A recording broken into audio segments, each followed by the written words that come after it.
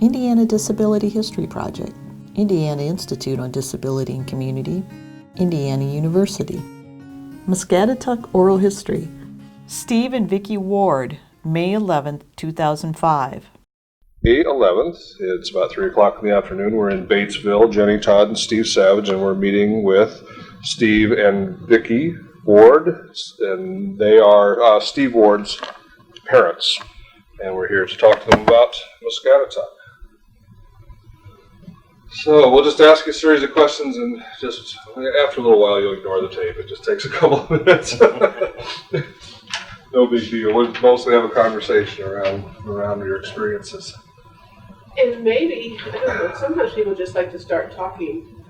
And if you want to do that, if you have some things you want to talk about first before we ask you questions, you can do that. No, really, I'll get started, you guys, and we'll take the elaborate.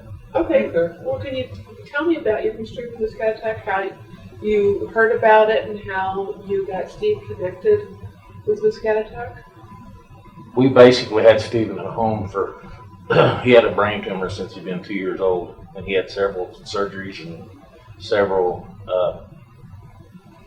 operations and so forth, and he'd been back and forth to the doctor several times.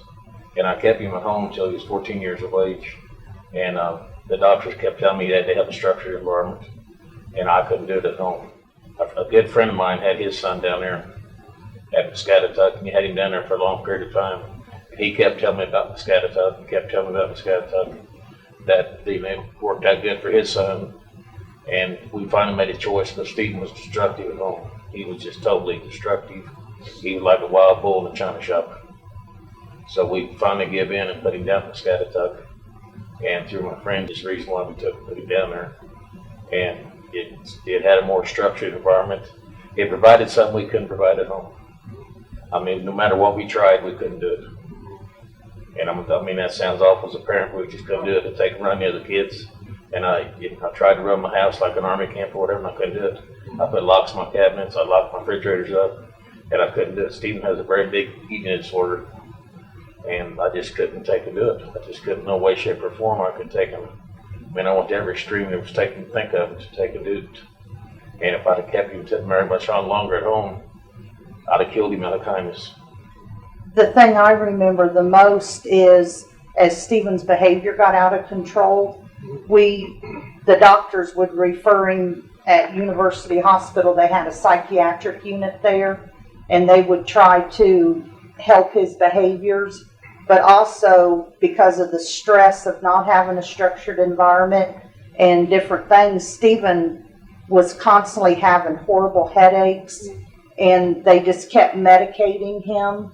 And towards the end, the last time he was at University Hospital, when he came home, he had like a drugstore, and he basically was so drugged that all he did was sleep, to try to control, pretty violent behavior and stuff.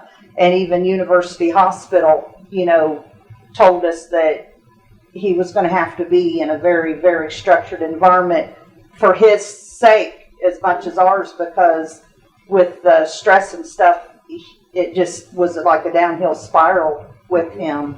And once he was at Muscatatuck, they slowly took him off all of his medication except for like a vitamin cholesterol pill, just normal medicines. And I think he does take Prozac for depression, but other than that, they've got him off everything else. Now, was he going to school or anything when he was at home? Yeah, he started out here in Batesville in a regular kindergarten, and they knew right away, that he had some major learning problems. So then he started in the special ed here at Batesville. And what was that till maybe about he would have been about age of third grade? Third or fourth. And then they had him at the Rod Center in Sunland for the special ed, and then from there he went to East Central to a special ed program, and then while he was there, that's when he went ahead and got transferred to Muscatatuck, and he attended some schools there in North Vernon. especially at schools in Yeah. North Vernon. Right. Yeah, I'm a little bit familiar with Rod too, so much talking about. They did mainline him some through North Vernon. They did mainline him to some school, some classes there. They did mainline him to some classes, but not a lot. They did, mainstream him into a couple of them. But he was basically in a special ed the whole time he was in North Vernon. But he did graduate with the class. Yeah. What year, calendar year was it when he went first to Muscatatuck? 70. 15 years ago, so he'll be 29, and he was 14, so it'd been... So late 70s, around 80, 79, 80s. Yeah. Okay. And so when you talk about behaviors, you're talking about destructive behaviors, like violence. Yeah, Stephen, like Steve said, has an eating disorder, and they told us the part of his brain that gives him any satisfaction from eating is completely destroyed. So the doctor told us it was like if he ate one hamburger or ate 100 hamburgers and actually made himself sick, he felt no more satisfied. So Stephen is, we talk about, he's just like, say, a very bad dope addict. And it doesn't matter what it takes. If he knows there's an opportunity, he'll sit and worry. And Stephen's smart. And it doesn't matter how long it takes him, he will find opportunities. And that's one thing at Muscatatuck, where things were so structured and the food, there was no sense getting upset about it because he knew he couldn't get to it. Mm-hmm. And without all of that stress, his headaches went away, a lot of his behaviors went away, and a lot of it's all centered around food. He would eat himself to death if he had an opportunity. So did you guys physically take him there? I mean, did he go with you in the car or van or whatever? Yeah, we physically took him down. Went for a visit, checked it out? Yep. Tell us a little bit about that, about your first experiences there, what you thought of the place, and what your reaction was to it. We first originally took him down. We met the administrator. We met with everybody down there and went through all the paperwork and so forth and so on. We went down on unit Mod 2, what you call Mod 2, and I knew right away that wasn't going to work. It was a real rowdy, loud module. Mm-hmm. It was some more radical kids. And I told the administrator right then that this is the only thing he had to offer, that this wasn't going to work for Steve because he needed more of a calm, relaxed atmosphere type thing. And quiet. I mean, nothing against kids. They was pearl kids, but they was just, they was just loud kids. Mm-hmm. So he took and put us up on Mod 4, and which was a more laid back, easy going modular. So Stephen took, he kind of got into that. The very first day of leaving him there, it was just like somebody tore my heart out. We felt like failures. I mean, it was just like failures, parents, and it just was very hard leaving there. Of course, we went and seen him every week, sometimes twice, 2 or 3 times a week, first put him down there and everything. Of course, when I first put him down there, I tried to take him little cupcakes and little things to take makeup for put him down there and stuff. Was totally wrong on my part because he just kept adding to his weight problem. Mm-hmm. But then, he adapted to it. He took some, I don't know, about after a month, he started calling his home. And that hurt me. I mean, that bothers me a lot. This is my home, Dad. This is my home. Mm-hmm. I got used to it and stuff. And he says he got 2 homes. He says he got 2 homes. This here's still his home. He'll come home here. We bring him home. We bring him out on holidays, every holiday, including on his birthday and stuff, and everything like that stuff. We go down and see her Sunday, where she does. When it finally made Steve quit feeling guilty, is every year when the kids were younger, we would go on just a little vacation, and Stephen, when we would go down to see him, he would always be so thrilled about, well, we went and did this, or they had so many activities and things, and he was always telling us about them and like, well, this week I get to go here. And Steve, he said, Stephen, remember when Dad took you on vacation every year? We've been, he named several places, and he said, Dad did things with you too. And Stephen said, but here I'm with my people, meaning he enjoyed it, where when he was with us, things were hard for him. More of a chore. And it got to be with the other kids, and even with Steve because he had to be the one to try to keep Stephen in control. And there was so much friction in our household that I'm sure Stephen despised us, and it made it really hard, for us to handle him. When he went to Muscatatuck, all of that just went away, and we could have a lot better relationship with him. We could be really good to him, and I guess didn't have to worry about the behavior problems. It wasn't our, it was up to them not to let him eat, and like at home, we put padlocks on the refrigerator and cabinets and stuff. And then one night we caught him eating out of the trash can.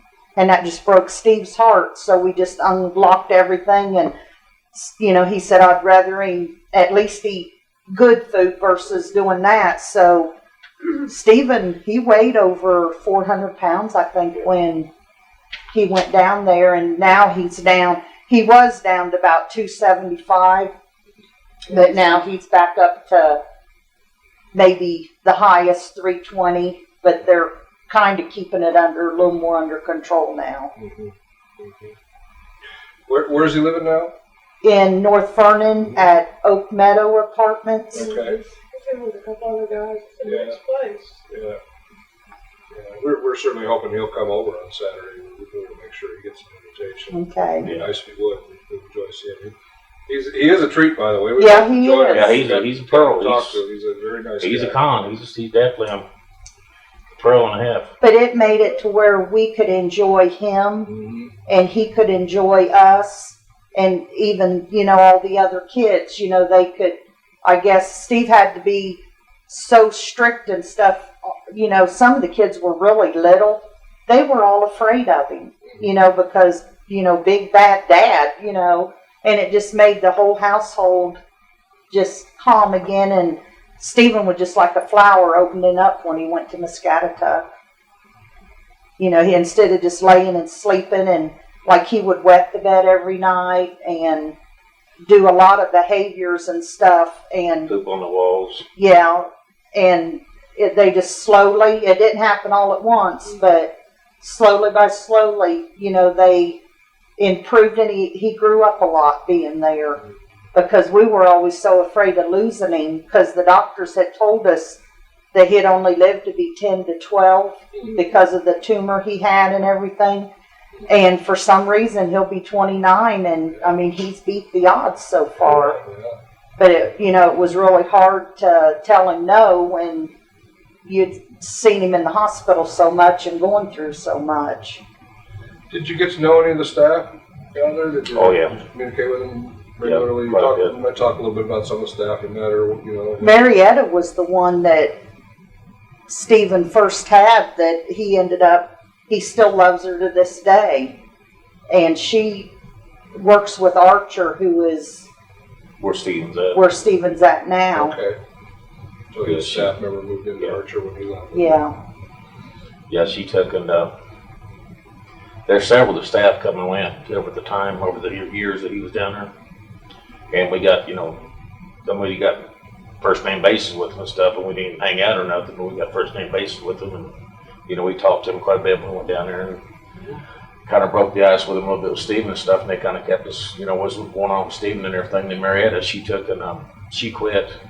Well, she retired, I guess, and went to work for Archer, which is where Stephen's at now. And then she contacted us when she knew Muscatatuck was closing, and wanted to know if she could take, get Stephen in her, in one of her houses. Yeah. And I took and felt good about that, because I know Marietta from Muscatatuck, and I trust her. And she's worked out real well with us. She's took it. She hadn't led us astray on anything. Archer has not. When they got their faults, they got some things they still got to work out yet. But I think overall that it's a pretty good deal. And they're not as good at Muscatatuck as far as secure, as far as I feel what they did, as Muscatatuck did, and they got a ways to go yet as far as that deal goes. Yeah, we were very, just like Stephen, we did not want Stephen to leave. And if we had a choice, we would still rather have him at Muscatatuck.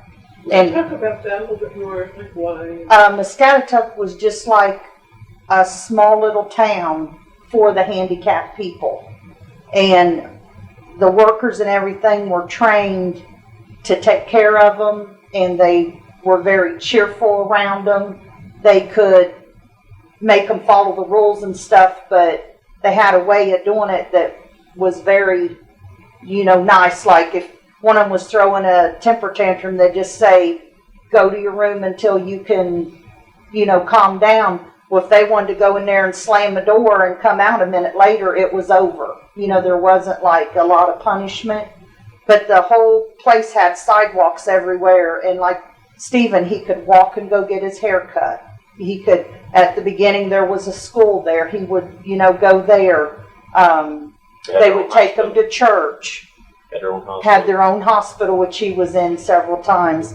They had a train that would pick them up in the evenings, and it was their choice if they wanted to go or not, but it would just travel all over grounds. And they would have activities, every day, but major activities at least like once a week, where it would be a gathering, where they would have dances, and they would go on picnics. They would have carnivals. They would bring horses in and let them ride them. Everything was geared for the handicap, and it was very safe. And, us as parents, I didn't feel we had any worries at all. So you feel overall the care he got was very good? Very, very good, mentally and physically. In his day-to-day life, did you feel that was good too, in terms of whatever he did from the time he woke up till he went to bed? Towards the very end, his programs kept getting cut out. It got to where he was getting a little more dissatisfied, but when Muscatatuck was thriving up until, say, when they talked, so they were going to close. It was a very wonderful place. It was beautiful. They had the campground they took them to. There for a while, they even had pontoon boats they took them out on. Do you remember, if you were to think back before they started, losing programs, do you know what a day of Steve's life would look like? What would be a typical day? When he was younger, he would, get up in the morning and have his breakfast and stuff, and then they had a bus that took him to the regular school, and, he would go there. But then as he got older and graduated, he was on a very routine where he would get up and he would go to work, and he would walk to work, and he'd switch several different jobs. Sometimes he would go work and then come back and maybe 2 or 3 hours go someplace else. They had crafts that he would go and, paint or do whatever little cement things that later on they would sell. It was very structured. Stephen knew every minute of every day what he was going to do, and that just erased all of his stress. But they kept them busy, didn't they, Steve? On weekends, it was a lot more lax, and the only complaint of the caregivers was that sometimes they thought maybe they tried to keep them too busy, and the weekends were nice because everybody just kind of got to lounge around or, sleep late, whatever. But, Stephen always liked it through the week whenever he was always busy. And the things with Archie right now, they got to work out. And I'm sure with any of them, they're having a little bit of health problems. And they schedule something, and then the help don't show up. So then they don't happen. Right. And just like the other day, they had a brand new person on for Stephen, and Stephen took and convinced her that he could get into his money, because we give him money every week to go bowling and do different activities. So he convinced her that he could get his money in his lockbox. Well, he went and got his money in his lockbox. There's a little gas station in front of the apartment house. Well, he convinced her he could walk up there by himself. And he's a very big risk for fall. So he went up there and took and walked back by himself. Went up there and took about $5 worth of candy and chomped down $5 worth of candy and come back. And, of course, they fired the girl because she said she didn't know no better. But, still, the Archer's got some problems with stuff like that they're they wouldn't have Muscatatuck, but Muscatatuck would take and have people that would take and be, I guess, veterans enough there to take know that, no, you don't do this. You know, they had a little eat-up machine down there on what they called 7. If the kids wanted to pop or something like that, they could walk down on 7 and get a Coke. But they know if Stephen could take it, he'd have enough money to get a Coke or something. And one of them walk him down there instead of buy a candy, he could buy a Coke. So they took and kept a close eye on him and stuff like that. But that's where our shirts take it has a fault. And mentally, at Muscatatuck, Stephen knew everyone. And if he would walk to the administration building, the people that worked there would talk to him and make over him and brag on him, and because he had worked there and he had worked at the pharmacy or different places, and it was just like a little town that, you know, Stephen, he felt very loved. And I think a little bit he feels a lot more isolation because he really he don't have all of that in place anymore, other than just, There's too many switching hands. There's Yeah. too much coming and going. and there was, Too many people yeah, going some on people now. had been there for years and years and years that sure new ones came and went, but there was always the stable people around that, you know, he's lost all of that.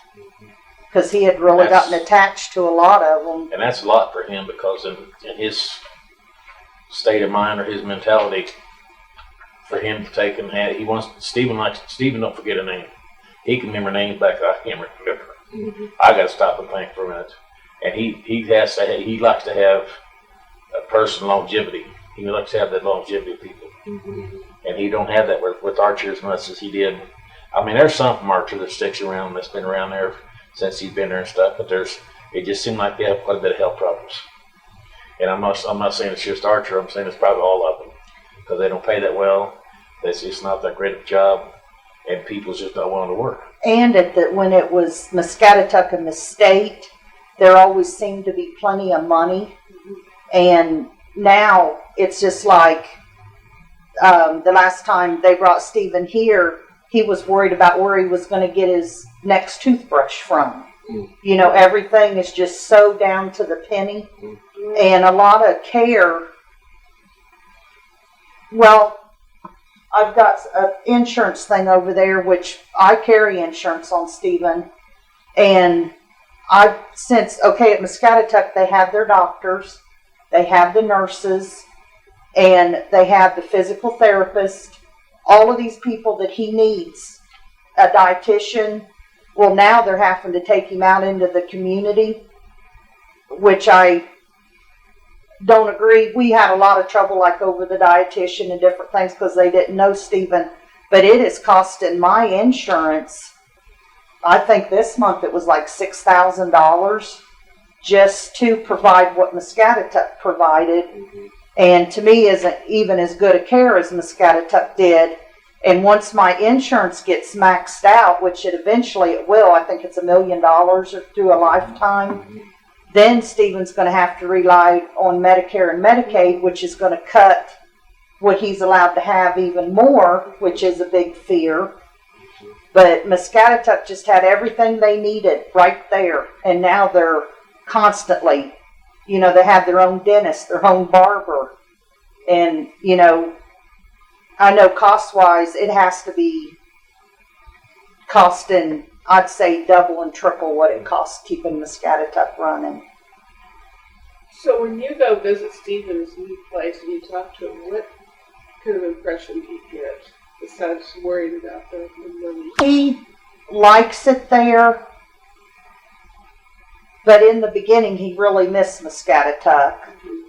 And with Stephen, you got to be careful because wants to be a pleaser.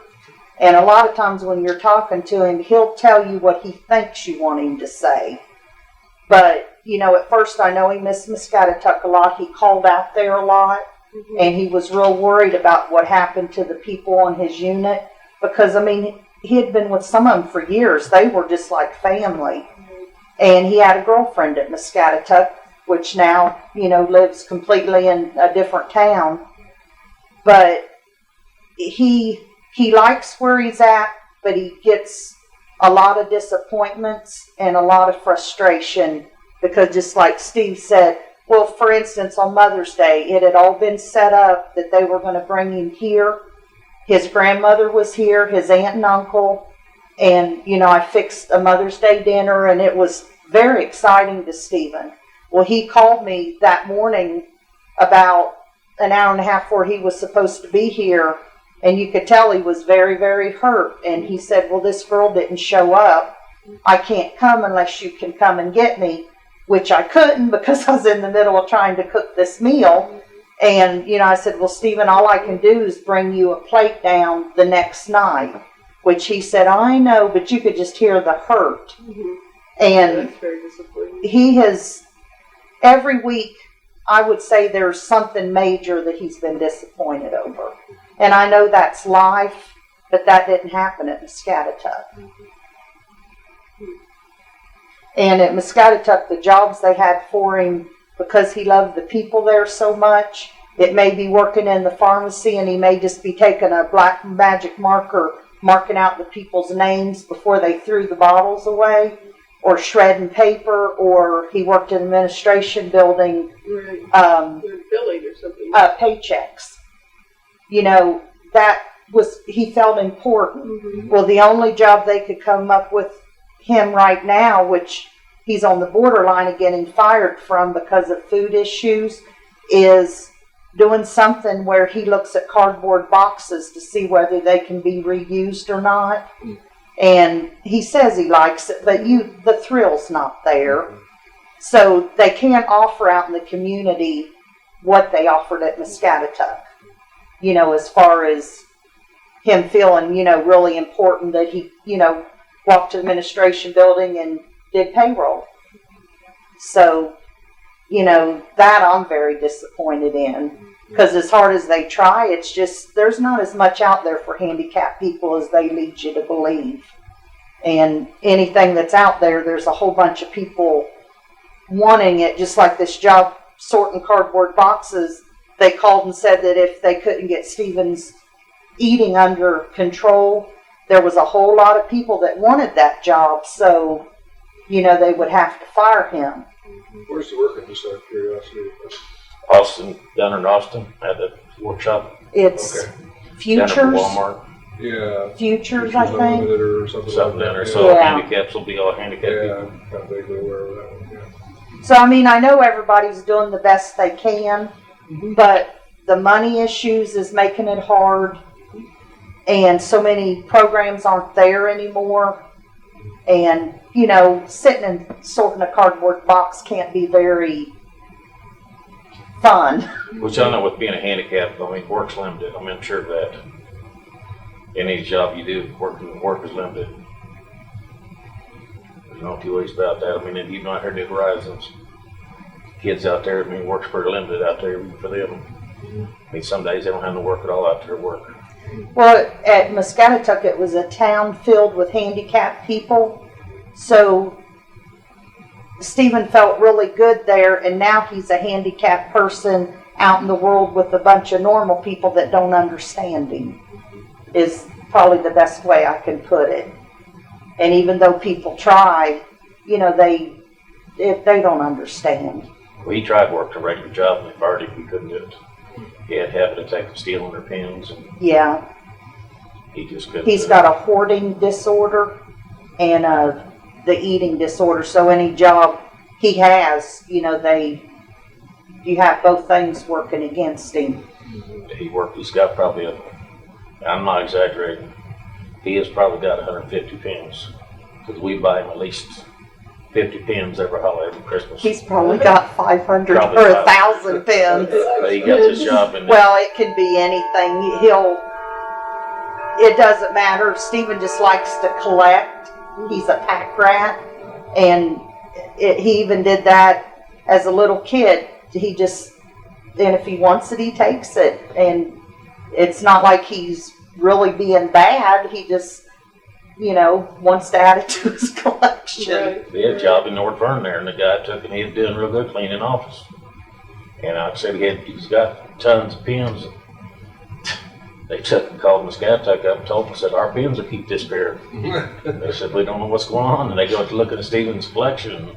Sure enough, there they was. Yeah. Take him back. Said, ain't that big a deal, but you go get a pen, we don't have it.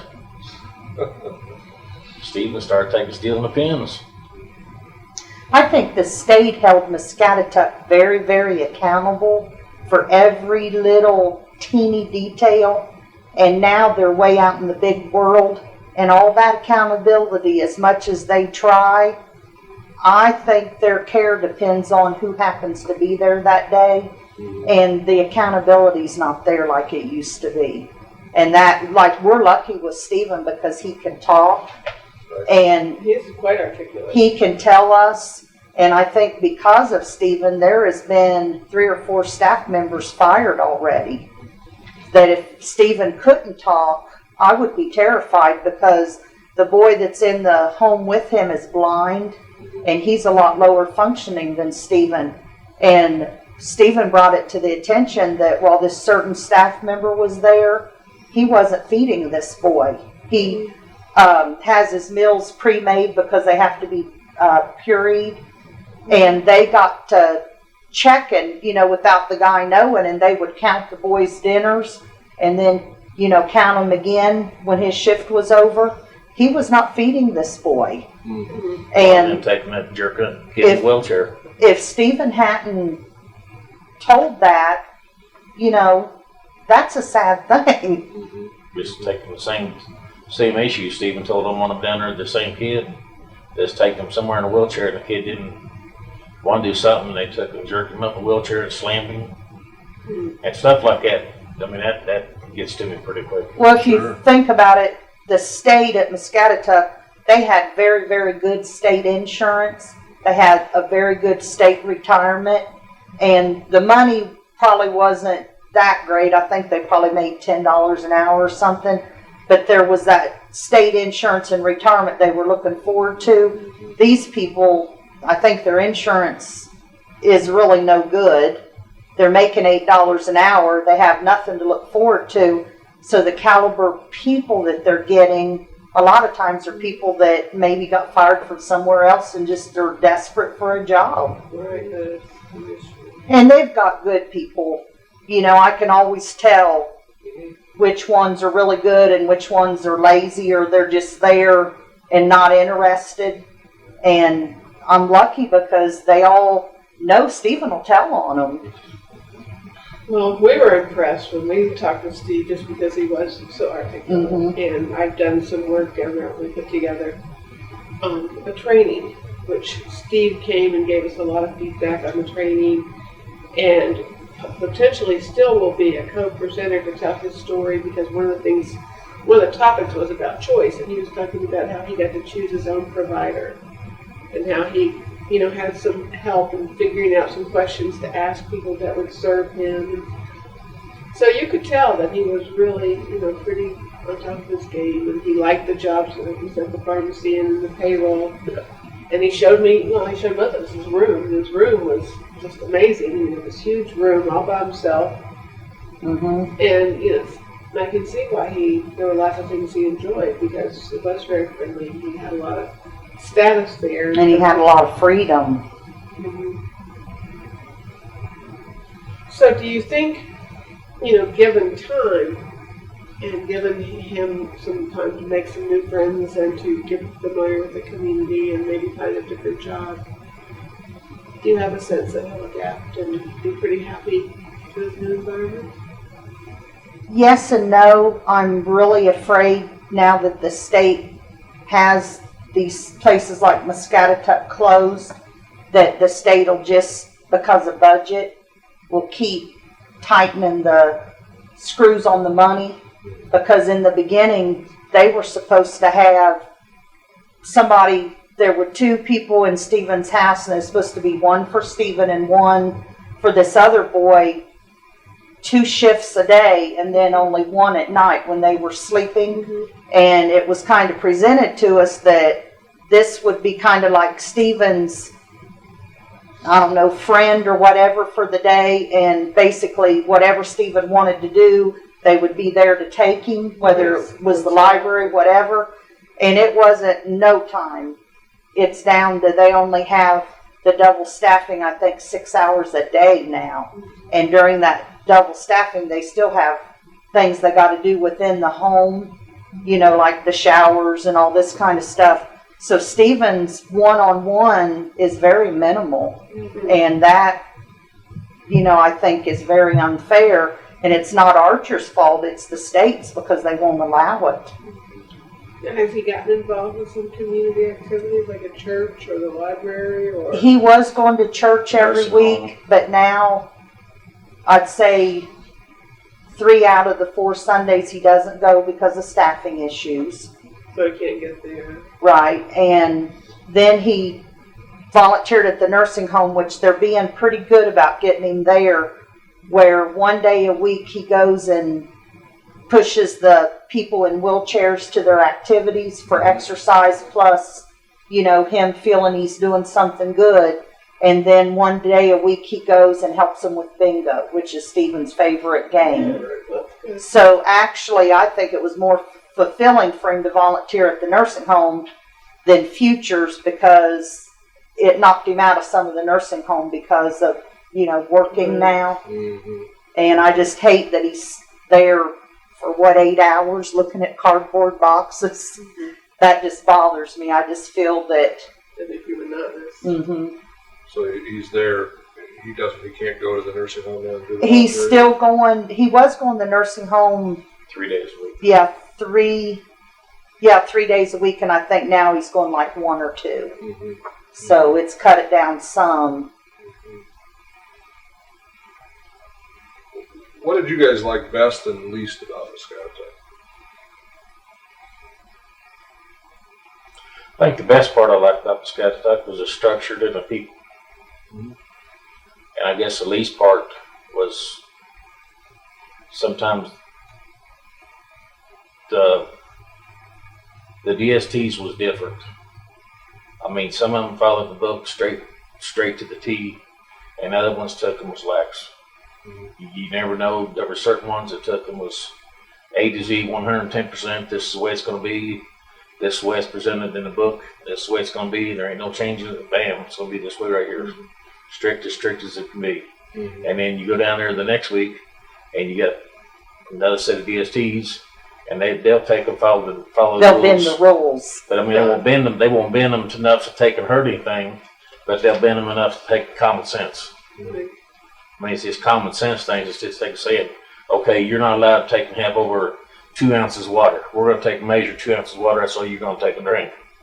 Now, if there's a medical need, well, you can have 2 ounces of water. That's fine. But if you're going to be the butthead and say you can have 2 ounces of water, that should be a butthead. But a lot of them at Muscatatuck, I think the reason DSTs was like that is they were so afraid of getting fired, because if there was one of those rules that they caught not following, the Muscatatuck whatever was very unforgiving. So we would have preferred them to have been a little more lax. And well, that most of them as a rule was, it's just a few of them was taken. I mean, they taken one of them in particular I can think of. You know, if you had, say they give the clients a 30-minute time period to eat the meal in. Some of the clients didn't took a little bit longer, 30 minutes. Now that's just an example. I don't know if that's true or not, but that's just an example I'm taking. But you know, that's just not cut and dry. I mean, the kids are going to take more than 30 minutes to eat, live, sit there and eat. Sometimes you do. You know, they ain't cut and dry. You might be able to do that some days, and other days you feel like going slower. But I mean, that's just, you know, stuff like that. It's just they're more stringent towards than they should have been others. You know, than they just cut and dry towards things. And you know, I thought that, you know, overall Muscatatuck had, you know, some really, really good people down there. They had some really good DSTs. There was just probably a 1 or 2 that was taken really kind of went off left field time or two. That maybe they just didn't like the clients, or they had a reason not to like the client, or whatever. I don't know. They sure had some long-term staff. Yeah, they did. And I think Stephen that's never a did have a problem plus. with any of them. Stephen never had. Now I don't know how, because he took and hit one of them in the nose, busted one of the girls in the nose down there. He first went down there and slammed one of them, door on one of them. He took and had his temper tantrum, went down there and stuff, but they never did hold a grudge on him. And I mean, that's because they told me about it. I think, oh my gosh. But he took me, actually hit one of them right square in the nose. Stephen at Muscatatuck and here has his favorites and ones that, you know, he don't like. And even at Muscatatuck, he would spend more time in his room when that person was on the shift. Yeah, big time. And I think he does the same thing at the apartment. There's several of them that he really, really, really likes, but then if it's one that he doesn't, he just kind of turns into a hermit. So in hindsight, do you feel like Muscatatuck really did help Steve? And Oh, big time. Big time. They growed him up. They made him grow up. Because when we first took him, when we first had Stephen down there taking, say, for instance, he would get shot or get an IV or get anything like that, he would just take like a 2-year-old kid. Right. He was just worse than a 2-year-old kid. Scream, kick, collar, the whole 9 yards. And over time, Muscatatuck has gotten to where taking, he needs an IV or needs a shot or needs whatever, he just throw his arm out there and take it. Mm-hmm. And I know the last time he was up to IU, they did some work on his head, and the stitching didn't quite take. And the doctor said, "We got to stitch it up." And Stephen just threw his head down on the overbed table and said, "Take him to it, Doc." Well, And they did a local. They did a local. I mean, right there on the spot, they did a little local incision, a little local shot, and sewed him right up. Stephen didn't flinch a bit. If that'd been 14 years ago, he'd have. They would have about had to put him to sleep 10 to people do it. hold him down to take it. Yeah. You say he has brothers and sisters as well? He's got, his brothers died, and he's got 3 sisters. They visit with him? Did they visit with him down there? Oh, well, not a whole lot, but some. They visit with him on the holidays and stuff, and they brought him home on holidays and stuff. They don't go down with us. They don't go down with us to Muscatatuck. When they were younger, they they went down would. younger. They wanted us. Now they're all grown and married, and But they don't go down too much when you're young. Go down. Any of them live around North Vernon? How do you end up in North Vernon? Just out of curiosity, do you guys have any input on that? Did they offer any opportunity, options, or did they just say that's where he lives? We didn't want him around Batesville because the fact if he's around Batesville, he relates us to us with food. Okay. So we didn't want him go farther away from home than an hour. So we took an ask that he could be placed someplace around North Vernon or Greensburg, someplace would be far enough away that he still knew that he wasn't close enough to home. We couldn't come get him every day. Yeah. So we took an ask to be placed in North Vernon or Greensburg. Well, we wanted North Vernon because of being at Muscatatuck so long. They're out in the community so much. Yeah. And we figured at least it wasn't one thing wouldn't change. He knew the community, and they kind of, to me, Adapted to people. North Vernon is very good to the handicap because they've been years being used to them. Yep. Yeah, most of this was. So that's why we kind of picked North Vernon versus Seymour or Scipio or anything like that versus any of those other ones. They respected your wishes. Mm-hmm. Yeah, they did. Marietta worked with us real good with that. She really did. Did you feel like your transition from Muscatatuck to his apartment went pretty well? Overall, I think it went pretty well. It was a little drawn out. I think it was just a little bit drawn out type thing. I mean, it was taking like, it was going to happen, that didn't happen, it's going to happen, that didn't happen, then all of a sudden it happened. Yeah. I mean, Well, it's that happened type pretty thing. quick. Yeah. The first time we interviewed him told me it was bad. Well, they called us up and said, we're going to do this, and then I'll say, get through the paperwork, so forth, so on. And, you take and wait for a while, and you think, what's going to happen here? What's going to happen here? A lot of it is waiting on approvals, I think. And then it just kind of went by the wayside, and we thought, well, it's not going to happen. And then all of a sudden, well, it's going to happen. And it kind of went, well, we got to wait for this. Okay, we're back with once again with Steve and with Vickie Ward. It is May what did we decide it was? The 11th. Thank you, 2005, and we're in Batesville. We're continuing conversation with them about their son, Stephen. Thank you, by the way, for the water. You're welcome. So do you get down to see Steve pretty often? Yeah, I go every Sunday to see him, and then they bring him here. I think he's been here 3 times, Steve, or twice. Twice. They bring him because it's hard for him to get down there, so they bring him and then he visits with us. So we see him once a week for sure. How long of a drive? It's an hour from here. And when you guys visit, with, do you do anything in particular, or just? Sit and talk, and like he likes to play board games. A lot of times he'll want me to play board games with him, or we'll just go in his room and, he just wants to tell me about his week, and a lot of times I think when he wants to go to his room, it's just it's private between me and him. And then if, he can feel more freer, I can, see if he's really happy and stuff like that. Every once in a while, I'll take him out, like on his birthday, I'll take him out to eat. But then again, I gotta be really careful with that, because Stephen, he's as good as gold, but when it comes to food, and I guess with us, he's a lot more to ask and want. And when you tell him no, you never know when a bad behavior is going to happen. So you feel like those behaviors are still happening, or they're just something that you're fearful could happen? Oh, they could happen very easily and do from time to time. Get the little chair across the room. You can't tell, like we take him for all holidays. We have big family gatherings, and he takes quite advantage. And, if you take it away from him, he'll take the place apart. Yeah, am I correct in remembering that he had some sort of stomach surgery? Yes. Did he have? Because it seems like I thought he said. Yeah, but yeah, what they call that, Steve? They took the skin off. Where he's lost from 400 and some pounds to down to 275, and they took all the excess skin. Skin fold. Yeah, but he didn't have any surgery to reduce the size of his stomach. No, he just had the. It's just the excess skin. The shunt runs into the stomach. The shunt from the brain, it runs down into the stomach. The tubing. Now he's had that, but as far as any reduction in the stomach, no. It wouldn't, even if they reduced his stomach, it wouldn't matter, because his brain is telling him to Yeah, eat. his brain function is still telling him.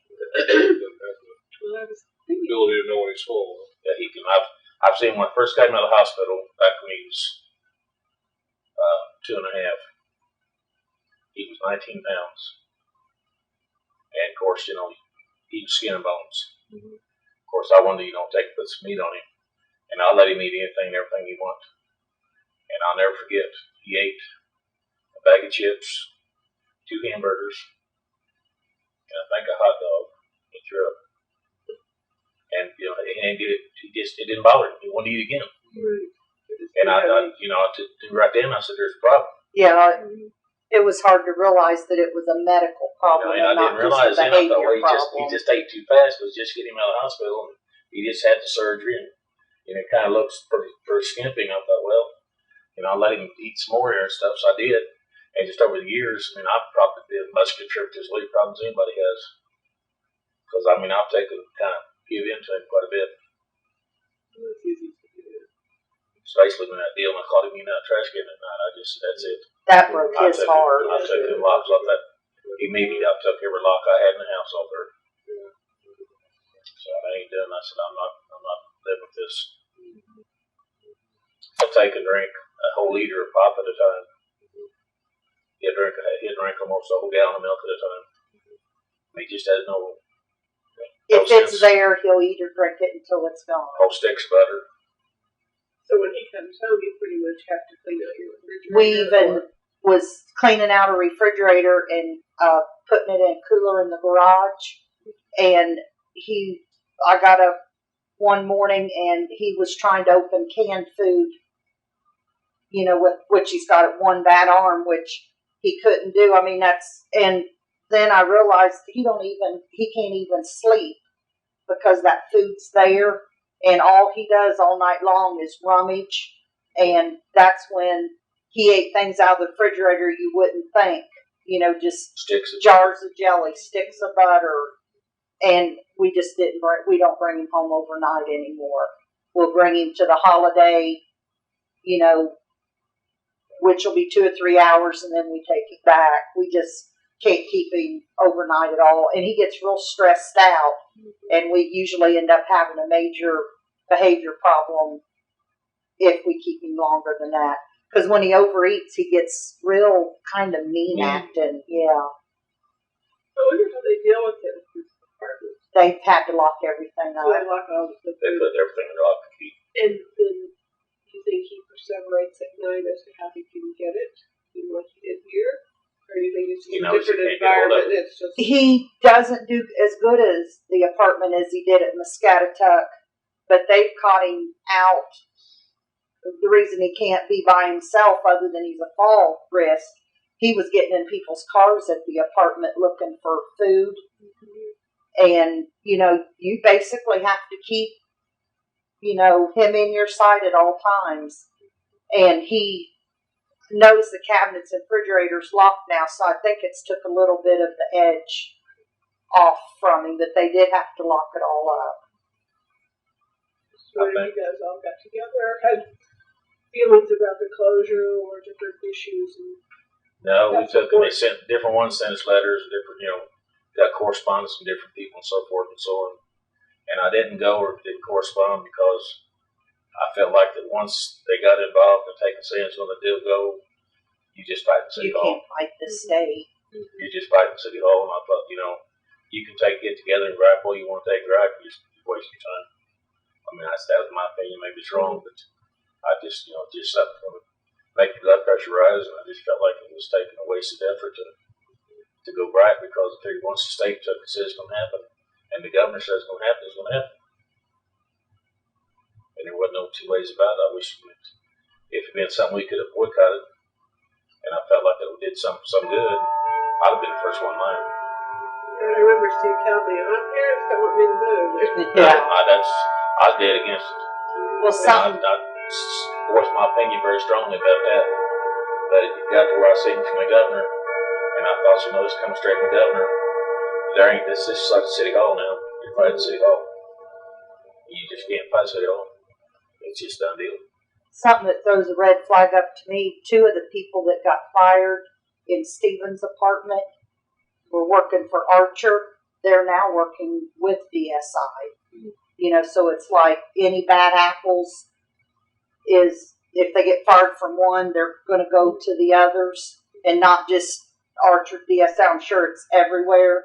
And you just, kind of wonder why there's not maybe a little bit better checks on them and stuff. Why were you fired? And why does would another hire one you. pick you up? Yeah. Well, I'm sure the market out there right now, people needs a market, and people's, I don't know, it's just, and you're going to harm to walk, talk, and breathe, and you're going to harm. Yeah, because they got filled in You got to positions. fill the positions. I know from being a restaurant, I was a restaurant manager for a lot of years before I started driving a truck. And, you don't do a lot of background check on people if you're in a position to need people to hire. I mean, if they're walk, talking, they look presentable, they look like they do the job, you give them a chance. I didn't get a lot of kids background checks. If they looked presentable to me, they looked halfway decent, I took a chance on them. So a lot of people don't take them. If you're in that need right now, take a fill a position, you fill it. Some people don't feel like they have the luxury of time to do the background Right. check. Yeah. And, you need someone tomorrow. Started, you can walk, talk, and breathe, put your uniform on, be here tomorrow. If you think back to some of the visits you made, anything that ever just impression, something struck you, good, bad, or indifferent, just something One bad one. sticks in your mind. They had a kid down there, and he was about halfway sane. They say all the kids down there are sane, don't get me wrong. This kid, he liked to hit you. He's a pretty good sized boy, and he was a likable kid as you want to take me. Just nice, polite as you want to take me. And we was talking to him one night. I was joking around with all the kids down there, Bruce and the kids down there want to talk. I talked to him. I'd buy him coats. I do whatever. And I was talking to him one night, and was getting ready to leave, and I was telling Steve bye, and his husband kissed me bye. And Sam took and hit me, had my back to him. And he hit me right on top of my shoulder, and it staggered me about 3 steps. And if he took and missed me brought up about 2 inches, he'd have caught me dead square in my jaw. That's how hard he hit me. And I turned around like this. You know, I mean, Nashville put me on the fence. Sure. I turned around and he sat there, ha ha ha, I got you, I got you. I felt about this side. I mean, I actually felt about this side. I said, Sam, don't you ever hit me in my back there like that again. If you're going to hit me when I'm looking at you. You know, and he gets, ha ha ha ha ha. He'd taken DSTs, and they said, you know, tell me, you know, he'd take and say, I'd ask one of them to have a big old place on their jaw and what happened. I'd damn Sam. And he'd hit him, boy, just pop. Just all up in the socket. And that's the one bad experience I can remember down there. And it's just out of the clear. And there, none of the other kids or people down there, or guys down there, ever took him, you know, did anything bad. I mean, they might talk a little trash, but that's the only one that ever took him, got to take and really wanted to pop me that night. And he staggered me. He hit me hard enough to stagger me about 3 feet. About 3 steps, I took him. Did you feel like that staff were really good to everybody? I mean, I know you said that they treated Steve really well, but did you get a sense that everybody was treated well, and that there was ever maybe a pecking order for different clients and people that weren't as conversational or couldn't tell them? Did you ever get a sense people being treated differently? Not really. I think all the staff, I think they treated the clients equally. I think each client had a different click to him. Like Bruce, he liked to be. I'm using Bruce for example. Bruce is in a good mood. He liked to be picked on. If he's in a bad mood, you better stay 10 foot away from him. And that DSTs could tell. If Bruce was in one of his moods, he'd like for nobody else to take nothing, just come up and, you know, take a thread to cut his ears off, or, you know, do something to take one-on-one attention to him. If Bruce wanted his bad mood, you better stay 10 foot away from him. Because he'd take and do things like try to ram his head in the mirror, or do something to take himself and inflict pain upon himself.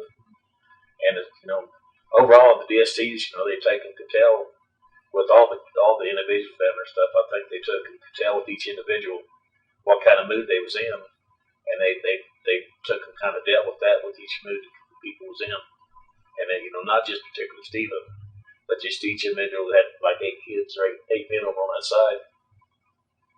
And they, you know, had 2 DSTs over and stuff. And I think 4 was responsible for 1 for 4, and 4 was responsible for the other 4. And they took, you know, pretty much knew how to handle their people. And I never seen one time they took and they were picked, or they ever took them, got to the point of taking, you know, singling out an individual and taking, just picking at them. So in your opinion, everybody was treated pretty evenly? I think so. I think everybody was treated pretty fairly. Like I said, I think everybody was treated pretty fairly. How about you? Anything you remember, any incidents or anything like that? Anything that pops out in your head about? Well, I think they were all pretty well treated fairly, but I do think all the DSTs had their favorites, and sometimes it might have been Stephen, other times it may have been Bruce, you know, but even though maybe they had a favorite that they joked with more or whatever, I think they very adequately took care of all of them. But the part I think the most about Muscatatuck is those people on the PRVs, they become a family, and Stephen, he likes to help people, and, you know, for him to go up to somebody that is completely handicapped, that can't move, or, you know, they're in these little carts because, you know, they can't walk or anything, and he would, you know, cover them up. Or if he was drinking a pop, he would get a glass and give somebody, it may only be this much, but, you know, here you can have some on pop. They loved each other down there. It was tight, you know. It's like being in service. It was pretty much a tight bunch of people. You know, they went to church together, went to parties together, sit and ate together, danced together. But I just thought Muscatatuck was just like a little world for handicapped people. Even the girls side, they took to each other. They got back and forth a little bit and stuff. I mean, nothing sexual or nothing like that. But I mean, they even took them when they went to dance and stuff. You know, they took them to each other, and they took them. You know, they kind of, I guess you want to call it dancing with each other. they did whatever. I guess the way they think now is that it's wrong to have the handicapped people separate, and maybe that's true. I'm the one that's wrong, but it just seems so nice that they could have their own special little place that nobody bothered them and looked down on them because they were handicapped. You know, it just seemed like a very safe haven for them. They didn't have the staffing problem. Because if somebody didn't show up, they just kept the person over. It's mandatory. There wasn't no answer. That's about it. I mean, it's strict mandatory that you took and had 2 people on all the time. So they had to pull somebody else or call somebody in. That's what they knew going into it. Do you have a particular memory, Vickie? Like to see that get punched? No. Anything, it doesn't have to be difficult. Just anything that's strange. Just something that pops in your head when you think about it. You know, with me going down there every week, a lot of them got attached to me as much as Stephen being my son. And it got to the point Stephen was getting upset about it because they were taking his time. And it got to where they would have to let us go in the kitchen, just me and him one-on-one, because it was getting to the point they were all wanting my attention too. And like I couldn't leave without, say, 5 or 6 out of the 8, I would have to kiss and hug them bye. You know, you just got very attached. So I guess that's the memories, that I have that I kind of miss, because you get attached to those people. One other memory I had going down there, we first started going down there, and Bruce had been off in a bad mood again. And like I said, he gets off in a bad mood, he gets self-destructive. We had just gotten there, and they just got done sewing his head up. And he had still just a little bit of blood down his face and stuff. And we walked in, and Stephen had been down there probably last, month or 2. Yeah. And walked in seeing this, person with blood on his face and stitches on his head. And I'm thinking, what kind of place I got my son into here? And I'm, kind of taking ass. And what happened, Bruce got mad at somebody in PSTs. Went back there in the bathroom from his wheelchair and grabbed the sink and pulled on that sink till he got his little rocking and crashed his head into the mirror and split his head open right here. While you were there. I was here right before we got there. They just passed him, got him back to the hospital, and brought him back to unit. But, we walked in right after all this happened, and everything was cleaned up, and everything's honky dory. But we walked in, his head was stitched up there, and Bruce was still mad and wet in, and he was proud as a peacock what he did. But you walk in, see this guy with stitches, little blood You on thought his face. maybe one of the staff clobbered him And I or think something. one of the staff hit him or something. I'm thinking, what happened? I asked Stephen, I said, what happened here? And he proceeded to tell me. And the staff, they jumped in and said, oh, no, we didn't do that. What kind of place I got my son out of here? And we don't been down there. He don't been down there for about a month and a half. It's kind of, I was pretty paranoid about it. And I thought, wait a minute here. A lot of them down there had a lot of very crazy behaviors. And until you got used to it, it was different being there. They had one boy that had something wrong that he would have drank himself to death. Yep. So they had to limit what he could drink. But if they didn't keep an eye on him, buddy, he would be grabbing somebody else's drink off the table. Or then they had people that would bash their heads. They had to end up putting helmets on them. And, it was a crazy place, but I guess you just understood because the people couldn't help it. What do you think people that didn't know anything about Muscatatuck thought about it? Scared. I think it did scared. Oh, yeah. I think the opinion of even like I work in a factory and stuff, and you would mention Muscatatuck, I think a lot of people thought it was a really bad place. They didn't understand it, and I think they thought even that they were cruel to them there. Yeah, got a lot of that. Think there were horror stories. Why do you think that is? I talk to you about it, or say? I think just lack of education, and I know back years ago when you were in a certain grade of school, they toured Muscatatuck, and all they ever seen, I think, was all the mentally handicapped, and they didn't understand, and it kind of scared them. So instead of making these kids, I guess, understand the handicap better, it let them grow into adults thinking, oh, that place is horrible, you know, because you had all these people, and if you're not used to them, I think it would give you a really weird perception of it. But I think Muscatatuck was a very misunderstood place. I know it was good. Chris, our youngest daughter, went down to do a school field trip, and she come back with an opinion that, you know, Dad, that place is crazy. Right? Yeah. Why are you gonna put Stephen down there? That place is not. They'll be cruel to him. And I said, Chris, Stephen can tell me if they're mean to him. You know, Stephen is well enough, you know, old enough and still talk and still do whatever to tell me if they're mean to him, I get him out of there. She said, Dad, they're mean to the kids down there. And I just told her, I said, Chris, I'll have to say what you can see. And I thank my lucky stars 1,000 times over if that place was available.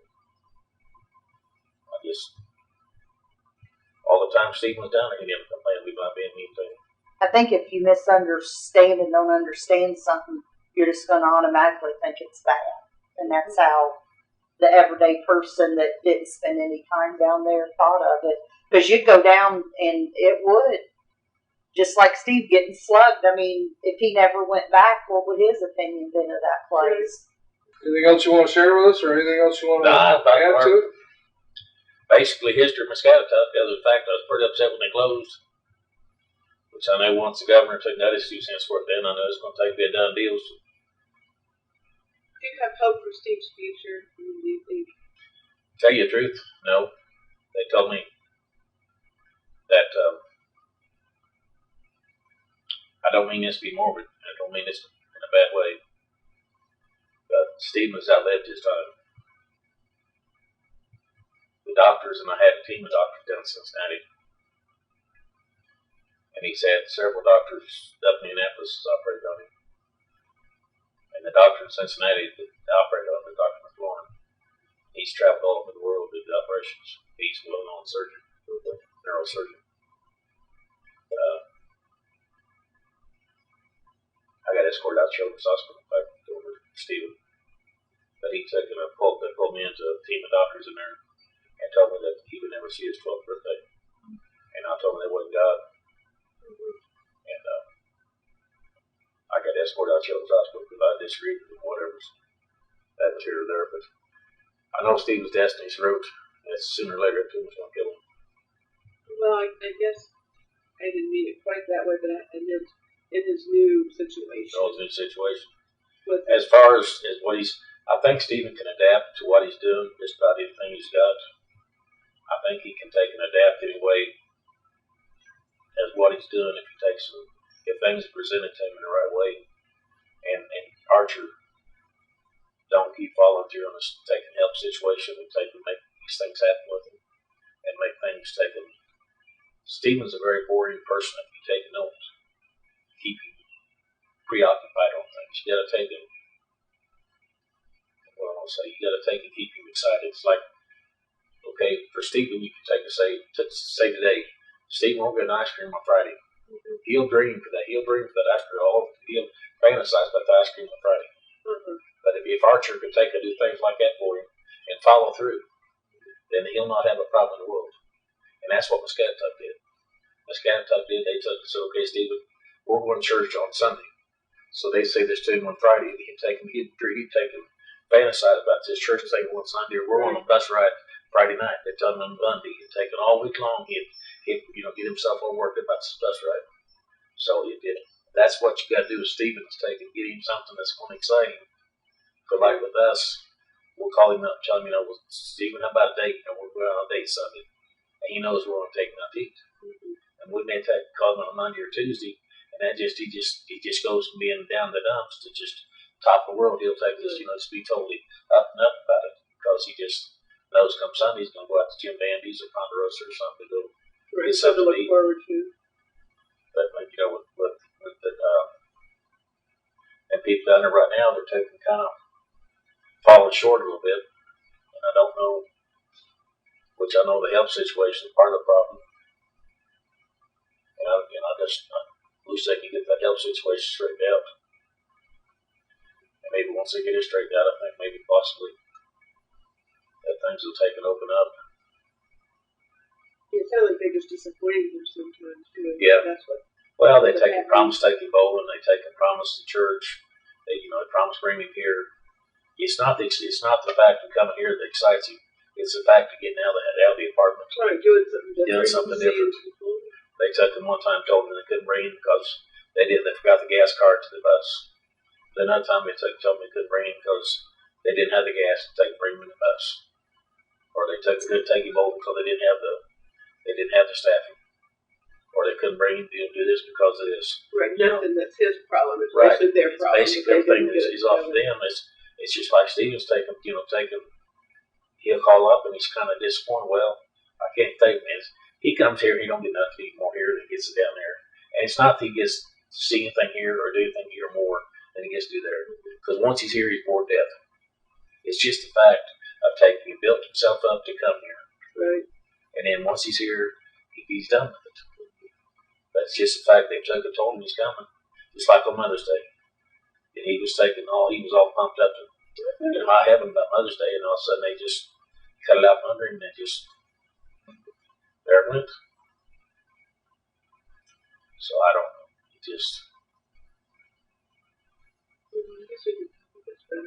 I hope so. I mean, that's a lot of promises made that ain't quite taken.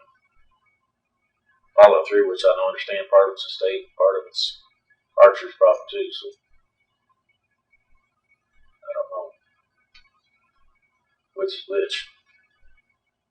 Well, yeah, thank you very much. Appreciate you guys coming. Most appreciate your time. Not a problem. Appreciate your sharing your thoughts and everything. Try to give you the good and the bad. Music, Redwood Trail. Produced by Indiana Institute on Disability and Community, Center for Health Equity. Funded by the Indiana Governor's Council for People with Disabilities.